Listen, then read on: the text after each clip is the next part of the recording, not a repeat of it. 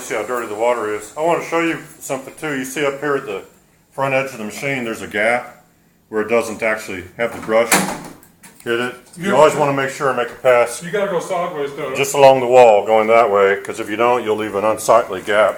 And when it dries, it sometimes This shows. water isn't nearly as dirty as the living room. Yeah, that bedroom probably. Living rooms are usually a lot dirtier. Someone there maybe probably used the bedroom. Otherwise, it'd be dirty too. But. It's got some dirt in it. And I know there's a dog up here because I've seen a dog when I go up there. But he's got to make the pass. He's got to finish. Yeah, The passage going this direction, then he's got to do that, and then that room's done, and I'll rake it. So, but that way you get to see kind of what's going on. See if he gets enough water to fill it completely full this time. He'll fill it up. Maybe enough to finish the apartment. These will generally run for anywhere from, if you fill them up good, they'll run 7 or 8 straight minutes of constant movement. So it takes. That's how long you can operate. Yeah. Our machine's kind of dirty, but you get the point. They actually give you, 7 or 8 minutes, you can clean a lot of carpet. Yeah. Because you're just doing one pass generally, and it's just real dirty.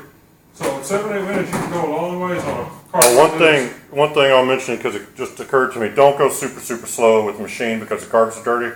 Because you're putting down way too much water. We've watched videos of people saying that they leave their carpet swept with these, and they're going like an inch. They're going like an inch every 3 or 4 seconds. Like, of course, there's a steady flow to how much water it puts down when the button's pressed. The way you control how much gets into a certain area of carpet is the speed you run the machine. Our carpet's all dry in 4 or 5 hours on a cold winter day. Yeah. And in the summertime, they'll dry in 3 hours. It's just so if your carpets are taking too long to dry, there's one other thing you may have done wrong, and it's not you. It's just it can happen. The switch here, carpet tool, if you switch it to tool, it's going to shoot a lot of water down. But it's just not, the brushes aren't going to activate, and it'll vacuum through the thing, but it just makes you put down too much water. Most people who are doing it, where they're leaving water behind and they're doing it right, they're just going way too slow. And you don't need to make 8 or 10 passes over the carpet. And you'll see, he's 6'3". Yeah, it's not a problem. See?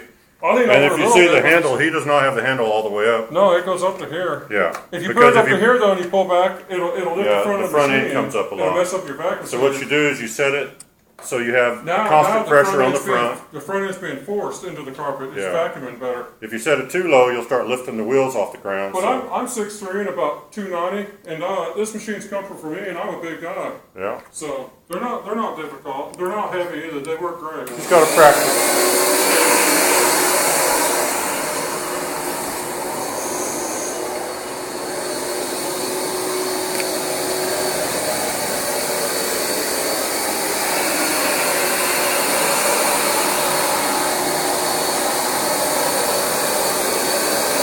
All right, stay tuned and we'll show you final results.